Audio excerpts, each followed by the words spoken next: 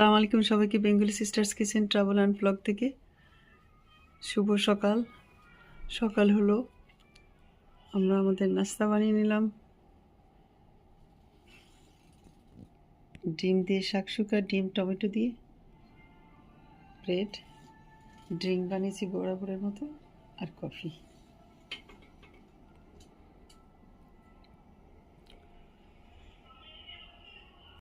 আসলো ফুলগুলি আর মিষ্টি কুমড়োর আগা, মানে ছোট ছোট আগাগুলি। মিষ্টি কুমড়োর শাক দিয়ে চিংড়ি মাছ দিয়ে করে নিয়েছিলাম আমি। আর রুই মাছের কোফতা বানানোর জন্য নিয়ে নিলাম কয়েক পিস রুই মাছ। তারপর এগুলোকে সিদ্ধ করে নিলাম, সাথে দিয়ে দিলাম পেঁয়াজ, কাঁচামরিচ কুচি। মাছগুলো আমি কাটা ছাড়িয়ে বেছে নিলাম। দিয়ে দিচ্ছি হলুদের গুঁড়ো, দিয়ে দিচ্ছি আমি ছোট চামচের 1 চামচ পরিমাণ ধনে গুঁড়ো, দিয়ে দিচ্ছি জিরে গুঁড়ো, দিয়ে দিচ্ছি স্বাদ মতো লবণ, আর দিয়ে দিচ্ছি সামান্য করে হাফ করে শুকনো মরিচের গুঁড়ো, আর দিয়ে দিচ্ছি লেবুর রস। উঠিয়ে নিয়ে আসলাম গার্ডেন থেকে ধনেপাতা, দিয়ে দিচ্ছি আমি ধনেপাতা কুচি, দিয়ে দিলাম কর্নফ্লাওয়ার 1 টেবিল চামচ পরিমাণ।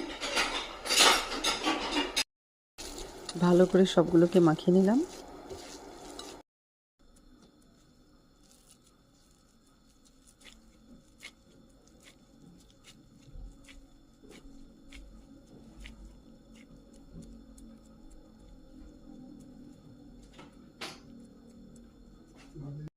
তারপরে সবগুলোকে গোল্ডেন ব্রাউন করে ভেজে নিলাম আমি।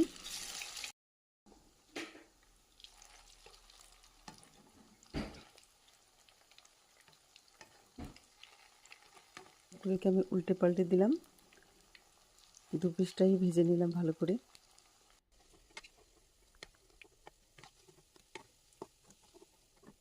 দিয়ে দিলাম আমি মরিচ, হলুদ, ধনে জিরে গুঁড়ো, স্বাদ মতো লবণ, কাঁচামরিচের কুচি, একটু হিং। ভেজে রাখা মাছের কাবাবগুলি, এগুলো চাইলে আপনারা এভাবেই সস দিয়ে খেতে পারবেন। আমি কোফতা বানাবো তাই সবগুলো দিয়ে দিচ্ছি এতে। শুরু হয়েছে, এখন আমি এখানে একটু ধনেপাতা ছিটিয়ে দিচ্ছি।